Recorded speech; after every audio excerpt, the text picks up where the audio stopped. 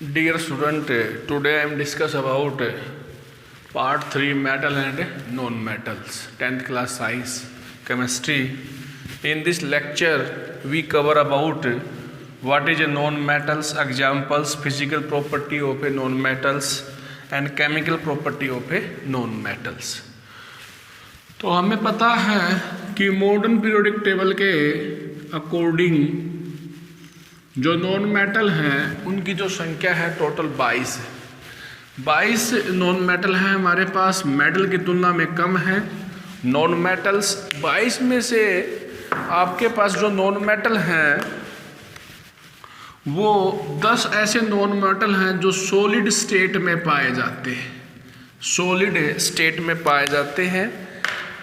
ठीक है, एक नॉन मेटल ऐसा है जो आपका लिक्विड स्टेट में पाया जाता है जिसका नाम है ब्रोमीन, और आपके 11 नॉन मेटल ऐसे हैं जो गैसियस स्टेट में पाए जाते हैं।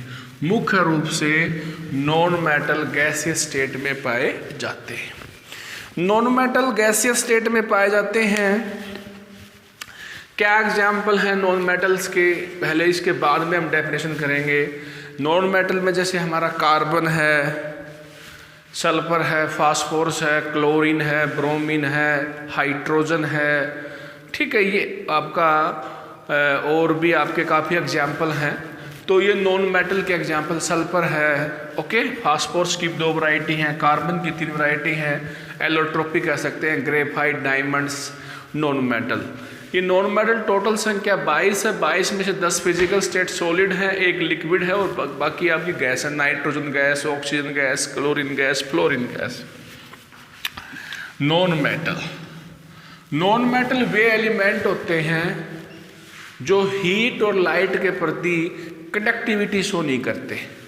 जैसे मैंने आपको बताया, अब यहाँ पर ब्रोमीन नॉन मेटल है, क्लोरीन नॉन मेटल है। इनको आप गर्म करोगे तो ये गर्म नहीं होंगे, कंडक्टिविटी शो नहीं करते, न तो हीट पास होती इनके अंदर, न आपका करंट पास होता। जैसे फास्फोरस है तो नॉन मेटल वे एलिमेंट है, P4 लिखते हैं फास्फोर को स्टूडेंट कि नॉन मेटल वे एलिमेंट हैं। They do not conduct the heat and electricity, न ये मेलेबल होते और न ये डक्टाइल होते। मेलेबिलिटी का मतलब थिन शीट नहीं बनती इनकी, न ही इनकी यहाँ पर कोई वायर बनता। नॉन मेटल का दूसरा नाम इलेक्ट्रोनेगेटिव एलिमेंट है स्टूडेंट, इलेक्ट्रोनेगेटिव एलिमेंट, क्योंकि ये इलेक्ट्रॉन लेते हैं और इलेक्ट्रॉन लेके नेगेटिव चार्ज प्राप्त करते हैं। अब इसकी हम डेफिनेशन पढ़ेंगे। नॉन मेटल वे एलिमेंट होते हैं जिनके आखिरी कक्ष में 5, 6, 7 इलेक्ट्रॉन पाए जाते हैं और वो इलेक्ट्रॉन को गेन करके अपने आखिरी कक्ष में ऑक्टेट को कंप्लीट करके नेगेटिव चार्ज प्राप्त करते हैं, उन्हें हम नॉन मेटल कहते हैं। देखिए, जैसे ये फास्फोरस है, ये क्लोरीन है। फास्फोरस का एटॉमिक नंबर 15 है, क्लोरीन का 17 है। इसके आखिरी कक्ष में कितने इलेक्ट्रॉन है? 5। इसके आखिरी कक्ष में कितने इलेक्ट्रॉन है? 7। पहले कक्ष में 2 आते हैं, दूसरे में 8 आते हैं। तो ये आखिरी कक्ष में 5 इलेक्ट्रॉन, 6 इलेक्ट्रॉन, 7 इलेक्ट्रॉन्स। तो ये हमें आइडेंटिफाई होगा कि वो एलिमेंट नॉन मेटल होगा। तो फास्फोरस जो आपका नॉन मेटल है। Non metal are those elements, non metal are those element which have a 4, 5, 6, 7 electron in the last shell. पहली कंडीशन ये होगी नॉन मेटल वे एलिमेंट होंगे and which have a 4, 5, 6 and 7 electron in valency shell. पहली condition ये है, valency cell के अंदर यदि ये इलेक्ट्रॉन पाए जाते हैं तो वो आपका नॉन मेटल है। आप इलेक्ट्रॉन कॉन्फ़िगरेशन से बता सकते हो। जैसे कार्बन है, कार्बन का देखिए, कार्बन नॉन मेटल है, एटॉमिक नंबर 6 है, पहले कक्ष में 2, दूसरे में 4, नॉन मेटल है, ओके। तो नॉन मेटल क्या करती है कि अपनी स्टेबिलिटी को प्राप्त करने के लिए अपने आखिरी कक्ष में 8 इलेक्ट्रॉन को पूरा करने के लिए इलेक्ट्रॉन को गेन करती है और नेगेटिव चार्ज प्राप्त करती है। आखिरी कक्ष में 5 हैं तो फास्फोरस 3 इलेक्ट्रॉन लेगा, 5 और 3 8। आखिरी कक्ष में 7 है तो क्लोरीन 1 इलेक्ट्रॉन लेगा। तो फास्फोरस जो है P3 नेगेटिव हो जाएगा। फास्फोरस का एटॉमिक नंबर 15 है और ये 3 प्लस का हो जाएगा, टोटल 18, 2 8 8। तो जैसे आखिरी कक्ष में 8 है तो इसको स्टेबिलिटी मिलेगी। फास्फोरस ने 3 इलेक्ट्रॉन यहाँ पर लिए हैं। क्लोरीन 1 इलेक्ट्रॉन लेगा तो 1 नेगेटिव। नेगेटिव का मतलब यहाँ पर माइनस नहीं है, गेन ऑफ इलेक्ट्रॉन है। इलेक्ट्रॉन को लेके नेगेटिव चार्ज प्राप्त किया है तो इसको बोलते हैं इलेक्ट्रॉन नेगेटिव एलिमेंट। अब इसके भी आखिरी कक्ष में क्या होगा, 2 8 8, 2 8 8। तो स्टेबिलिटी मिल गई हमें, यहाँ पर क्या मिल गई, स्टेबिलिटी। तो non metal are those element which have a 4 5 6 and 7 electron in last shells and non metal gain the electron from the surrounding to get complete octet and getting of a negative charge। Negative charge मतलब negative electron को लेके negative charge प्राप्त करते हैं, उन एलिमेंटों को हम बोलते हैं नॉन मेटल या इलेक्ट्रॉन नेगेटिव एलिमेंट। ठीक है, इसे हम नॉन मेटल बोलते हैं। एग्जाम्पल मैंने बता दिया, carbon, sulphur, phosphorus, hydrogen, chlorine, bromine, iodine, oxygen, nitrogen, जो गैस होती हैं O2, N2, ये सारी की सारी गैसें नॉन मेटल के एग्जाम्पल हैं। फास्फोरस का यूज हमें मैचस्टिक से मसाले के अंदर करते हैं, माचिस की तिल्ली में करते हैं। और सल्फर जो होता है उसे गंधक बोलते हैं, दिवाली के समय हम उसका यूज करते हैं एज ए एक्सप्लोसिव, विस्फोटक सामग्री के लिए। तो हमने नॉन मेटल की डेफिनेशन बता दी, संख्या बता दी। वह कौन सी नॉन मेटल है जो सबसे ज़्यादा अर्थ क्रस्ट पे पाई जाती है, ऑक्सीजन, इसके बाद में सिलिकॉन। यह सबसे इम्पोर्टेंट क्वेश्चन है। ऑक्सीजन एक ऐसी नॉन मेटल है जो सबसे ज़्यादा हमारे अर्थ क्रस्ट पे पाई जाती है। इसके बाद में है बेटा सिलिकॉन, इसके बाद में फास्फोरस, इसके बाद में सल्फर। अर्थ क्रस्ट के ऊपर ऑक्सीजन जो है सबसे ज़्यादा पाई जाती है। हमने ये बता दिया कैसे ये नेगेटिव चार्ज बनाते हैं। ओके, इस बात को और समझे स्टूडेंट ध्यान से। जैसे क्लोरीन है, इसके आखिरी कक्ष में कितने इलेक्ट्रॉन है, 7। क्लोरीन 1 इलेक्ट्रॉन लेगा, 7 और 1 कितने होते हैं, 8। तो ये क्लोरीन नेगेटिव, 2 8 8। इस प्रकार गेन ऑफ इलेक्ट्रॉन किया था, यहाँ पर 7, यहाँ पर 8 गेन किया तो नेगेटिव चार्ज आ गया। सिंपल सी बात है। हम यहाँ पर एक कॉमन एग्जांपल और भी ले सकते हैं। हमने ले लिया सल्फर। सल्फर के आखिरी कक्ष में कितने इलेक्ट्रॉन होते हैं, 6। सल्फर 2 इलेक्ट्रॉन लेगा स्टूडेंट सराउंडिंग से और सल्फर 2 नेगेटिव बनेगा। आखिरी कक्ष में हमें 8 ही करने हैं, 6 2 8 7 और 1 8। 1 ले लिया, 1 नेगेटिव, 2 ले लिया, 2 नेगेटिव, 3 ले लिया, 3 नेगेटिव। यहाँ पर नेगेटिव का मतलब प्लस है, इलेक्ट्रॉन जुड़ जाता है साइंस के अंदर। ओके, गेन ऑफ इलेक्ट्रॉन है।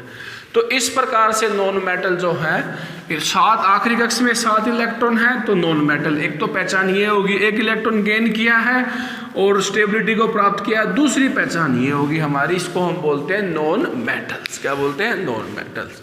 नॉन मेटल्स के बारे में हमने बता दिया। सबसे ज़्यादा अर्थ क्रस्ट पे कौन सी नॉन मेटल होती है, ऑक्सीजन। देखिए आपको पता है कार्बन का यूज करते हैं हम ज़्यादा। कार्बन जो है हमारे ग्रोथ डेवलपमेंट में काम आती है, क्योंकि कार्बन जो होती है ऐसी नॉन मेटल है जो कार्बोहाइड्रेट में, प्रोटीन में, फैट में पाई जाती है। मुख्य रूप से कार्बन आपका बैग जो होता है, आपका जो डेस्क जो होता है, जो भी आपका क्लासरूम, आपके जो कपड़े होते हैं वो भी कॉटन से बनते हैं, सभी में कार्बन पाई जाती है। ब्लैक बोर्ड होता है, इसमें भी ग्रास होता है, प्लांट से बनता है, प्लांट प्रोडक्ट कार्बन का बना होता है। तो कहने का मतलब ये है कि कार्बन जो है उसकी 2 एलोट्रोपी और भी होती हैं, एक डायमंड और एक ग्रेफाइट। ये भी टोटल कार्बन है, डायमंड और ग्रेफाइट्स। कार्बन की 2 एलोट्रोपिक फॉर्म होती हैं बेटे, एक डायमंड है, हीरा जिसको बोलते हैं, दूसरा है आपका ग्रेफाइट। इसके ऊपर आपका क्वेश्चन आता है, डायमंड और ग्रेफाइट। इसको भी कार्बन लिखते हैं, इसको भी कार्बन लिखते हैं, इसको भी। कोयले को भी कार्बन लिखते हैं, कोल को भी कार्बन लिखते हैं, लकड़ी को भी कार्बन लिखते हैं। तो ये हमने इसकी हिस्ट्री बता दी नॉन मेटल की। अब हम पढ़ेंगे physical property of a non metal. Non metal की फिजिकल प्रॉपर्टी क्या है। जैसे मेटल की फिजिकल प्रॉपर्टी मेलेबिलिटी थी, डक्टिलिटी थी, कंडक्टिविटी थी, ऐसी प्रॉपर्टी नहीं पाई जाती। देखिए हम यहाँ पर लिखेंगे मेलेबल। क्या लिखा बेटा हमने, मैलेबल। दूसरी प्रॉपर्टी लिखी हमने डक्टाइल। तीसरी प्रॉपर्टी लिखी हमने यहाँ पर कंडक्टिविटी। क्या लिखी बेटे, कंडक्टिविटी। ये तीनों ही प्रॉपर्टी नहीं पाई जाती। मैलेबिलिटी के अकॉर्डिंग है, मेटल की बात करें तो उसको हम हैमर से पीटते हैं और उसकी थिन शीट बनाते हैं, लेकिन नॉन मेटल जो होती है जैसे ही पीटते हैं तो ब्रेक डाउन हो जाती है इजली से, उसकी शीट नहीं बन सकती।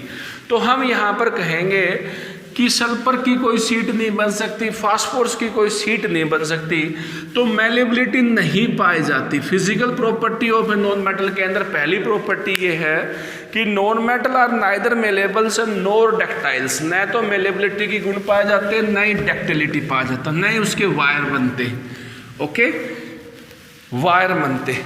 यहाँ पर हम बहुत ही सिंपल टॉपिक से कर रहे हैं, नहीं उसकी मैलेबिलिटी पाई जाती। This is topic about the physical property of a non metal.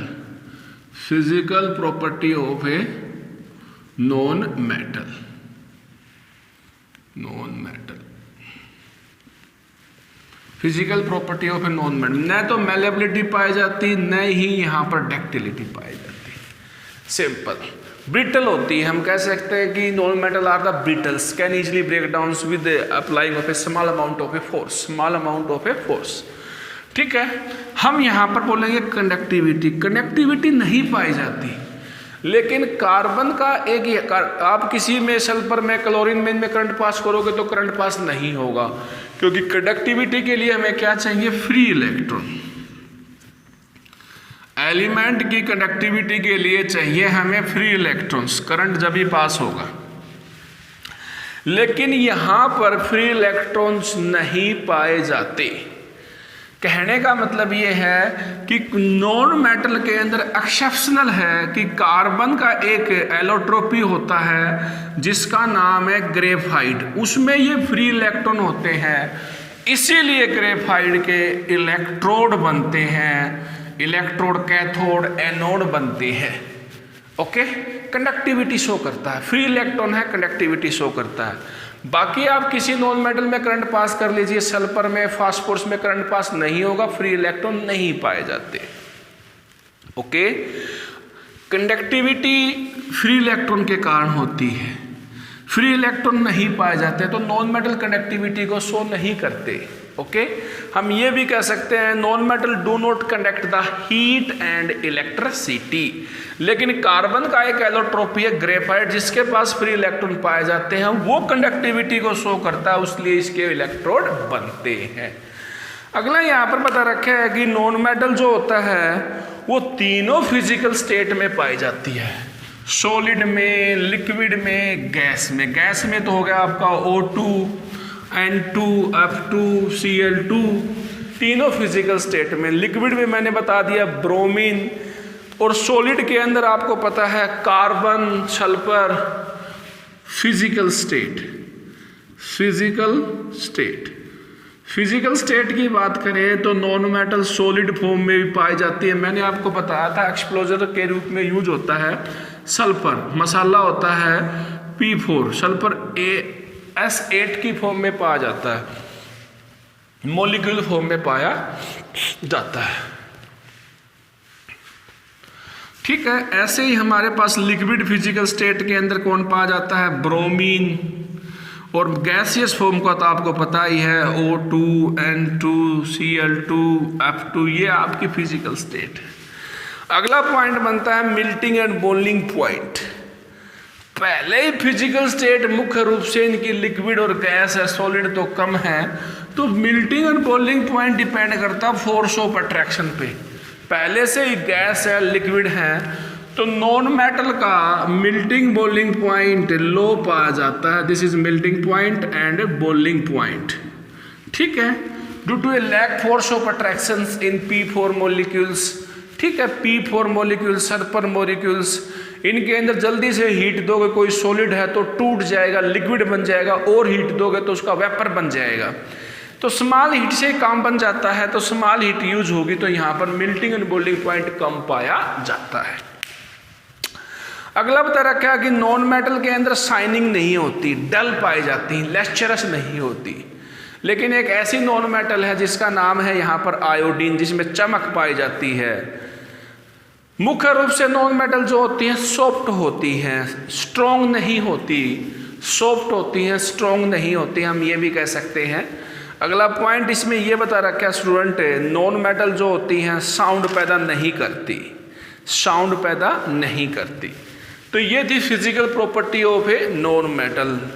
Next topic है बेटा chemical property of a non metals. पहले हम वो केमिकल प्रॉपर्टी करेंगे जिनमें रिएक्शन है। देखिए बहुत ही simple chemical property of a chemical property of non metal, non metals. ठीक है, देखिए पहले सुन लीजिए स्टूडेंट ध्यान से, बाद में बताएंगे। पहली प्रॉपर्टी हम एयर के साथ करते हैं, नॉन मेटल एयर के साथ रिएक्ट करती है। दूसरी प्रॉपर्टी हम साल्ट सॉल्यूशन के साथ करेंगे, नॉन मेटल की रिएक्शन कराएंगे साल्ट सॉल्यूशन के साथ। तीसरी प्रॉपर्टी हाइड्रोजन के साथ रिएक्शन कराएंगे। चौथी प्रॉपर्टी हम आपकी क्लोरीन गैस के साथ। हमारे पास रिएक्टेंट है नॉन मेटल, नॉन मेटल की रिएक्शन करवानी है किसी रिएजेंट के साथ, केमिकल चेंज को ऑब्जर्व करना है, सिंपल। कहने का मेरा मतलब यहाँ पर ये है वाटर के साथ और आपका एसिड के साथ, ये हम एसिड लिख दें, एसिड के साथ रिएक्ट ही नहीं करती तो इनकी रिएक्शन बनती ही नहीं। यहाँ पर पानी डाल दीजिए लकड़ी के अंदर, कोई चेंज नहीं होगा, लकड़ी भारी हो जाएगी, गिल्ली हो जाएगी, कार्बन आपकी लकड़ी है तो केमिकल चेंज हुआ ही नहीं, तो do not react. Non metal water के साथ एसिड के साथ रिएक्ट नहीं करती क्योंकि वहाँ पर कोई केमिकल चेंज हमें नहीं मिलता। स्टूडेंट ध्यान से देखें, वाटर के साथ और आपका एसिड के साथ, नॉन मेटल जो होती है वाटर के साथ एसिड के साथ रिएक्ट नहीं करती, एसिड के साथ रिएक्ट नहीं करती, वाटर के साथ रिएक्ट नहीं, बाकी रिएक्शन होती है। देखिए नॉन मेटल हम कौन सी लेते हैं, यहाँ पर ध्यान से देखें। नॉन मेटल हमने पहली रिएक्शन है reactions of a non metal with air, reactions of a non metal with air. Air के अंदर कौन सी होती है, ऑक्सीजन गैस। टॉपिक बनेगा आपका यहाँ पर पहली रिएक्शन, यही सबसे ज़्यादा इंपॉर्टेंट है, the reaction of a non metal with air. Air के अंदर कौन सी गैस होती है स्टूडेंट, ऑक्सीजन, तो वही बात है, ऑक्सीजन गैस हमने ले ली यहाँ पर। ओके, तो नॉन मेटल हम लेते हैं कार्बन, बार बार हमने कार्बन ही लिया है। कार्बन ऑक्सीजन गैस के साथ रिएक्ट करता है, लकड़ी जलती है हवा में, घर में भी चूल्हे के ऊपर रसोई घर में लकड़ी जलती है तो हवा में जलती है, ऑक्सीजन गैस प्रेजेंट होती है, तो कार्बन डाइऑक्साइड गैस मिलती है और साथ में हमारी निकलती है हीट। हीट का यहाँ पर एक्सोथर्मिक रिएक्शन आपको पता है। यदि इस गैस को कहीं से वाटर मिल जाए, कहीं से वाटर वेपर मिल जाए गैसियस फॉर्म में, तो ये गैस बनाती है carbonic acid. This is A carbonic acid. कहीं ना कहीं ये नॉन मेटल का जो ऑक्साइड था, this is A acidic oxide, ये कहीं ना कहीं एसिडिक ऑक्साइड था, तभी यहाँ पर कार्बोनिक एसिड बना है कार्बन से। ये एसिडिक ऑक्साइड है, क्या है ये, एसिडिक ऑक्साइड। आपको लर्न करना स्टूडेंट, सबसे इंपॉर्टेंट रिएक्शन है कि मेटल रिएक्ट करती हैं तो वो बेसिक ऑक्साइड बनाती हैं एयर के साथ, और नॉन मेटल रिएक्ट करती हैं तो वो बनाती हैं एसिडिक ऑक्साइड। देखिए कार्बन ने रिएक्शन किया तो ये ऑक्साइड बनाया कार्बन डाइऑक्साइड, ये एसिडिक ऑक्साइड है, तभी यहाँ पर एसिड की फॉर्मेशन हुई है। किसकी फॉर्मेशन हुई है, एसिड की। ऐसे ही स्टूडेंट एक रिएक्शन और भी है सल्फर के साथ। सल्फर रिएक्शन करती है एयर में ऑक्सीजन के साथ, बनाता है SO2। यदि इस SO2 गैस को एटमॉस्फेयर में कहीं से वेपर, वाटर वेपर मिल जाते हैं तो बनता है H2SO3 sulphurous acid. Sulphurous not sulphuric acid, sulphurous acid.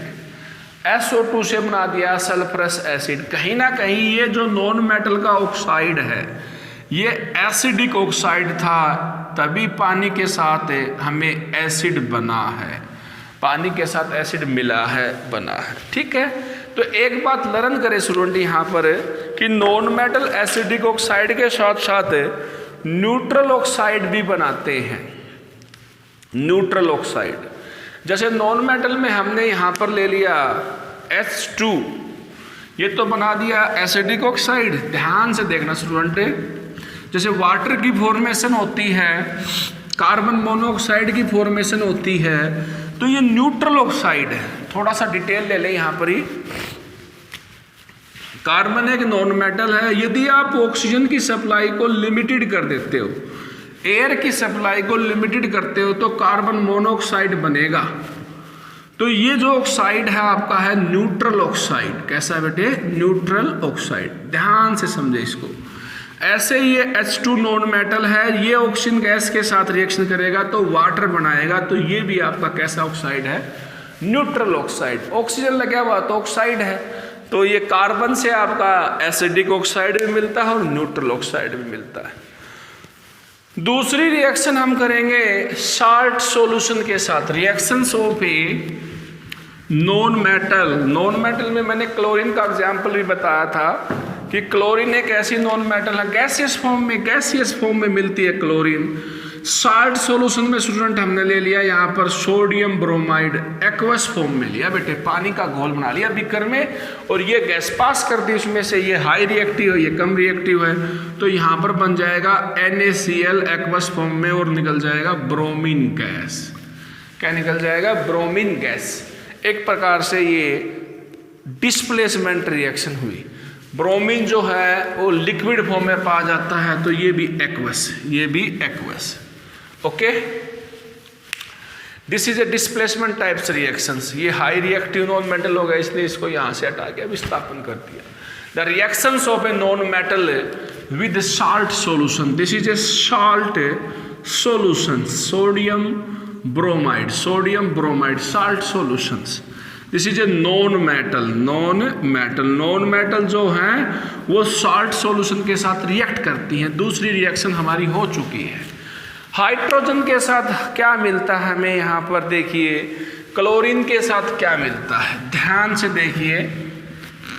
हमने नॉन मेटल यहाँ पर ले ली, reactions of a non metal with hydrogens. ये हाइड्रोजन गैस है, ये आपकी नॉन मेटल है, मैंने लिख दिया this is a non metals. ये क्लोरीन के साथ रिएक्शन करती है। Okay, reactions of the non metal with chlorine, तो यहाँ पर HCl का फॉर्मेशन होता है 2 मोल में, 2 ये है 2 ये, 2 मोल के अंदर HCl का फॉर्मेशन होता है। ऐसे ही हम नॉन मेटल की रिएक्शन करेंगे हाइड्रोजन के साथ। ठीक है, ये हमारी रिएक्शन होगी क्लोरीन गैस के साथ। ठीक है, दूसरी जो reaction of a non metal with hydrogens, जो नॉन मेटल है हाइड्रोजन के साथ रिएक्शन करता है। देखिए हमने नॉन मेटल ले लिया यहाँ पर सल्फर, और आपका ये है नॉन मेटल, और ये है आपका हाइड्रोजन्स, इसके साथ हमने रिएक्शन करवाई है स्टूडेंट। तो सिंपल सी बात है, हाइड्रोजन सल्फाइड बनेगा। क्या बनेगा? हाइड्रोजन सल्फाइड की फॉर्मेशन हो जाएगी। सड़े हुए अंडे की तरह स्मेल आएगी, और हम यहाँ पर नॉन मेटल जो है हाइड्रोजन के साथ रिएक्शन करती हैं। नाइट्रोजन गैस है तो आपको आइडेंटिफाई हो गया गैसियस फॉर्म में नॉन मेटल पाई जाती हैं, ये हाइड्रोजन के साथ रिएक्शन करती हैं। और आयरन यहाँ पर कैटालिस्ट है, तो यहाँ पर अमोनिया की फॉर्मेशन होती है, इसे हम हैबर प्रोसेस कहते हैं। +2 में डिटेल आएगा इसका। तो dear student, today I am discuss about what is a non metals example, why it is called electronegative element, physical property of a non metal and chemical property of a non metal. This is a part 3। तो student study करें chemistry की, विशेष रूप से physics की, science जो आपकी 10th class की है वो भी पढ़े आप। चैनल का नाम है किशोर आदर्श क्लासेस, वहाँ से लेक्चर ले आप सारे के सारे। कॉपी आप फेयर बनाएं, सारे लेक्चर कॉपी के अंदर आप सिस्टम से लिखें और उनको याद करें। ठीक है, थैंक यू वेरी मच।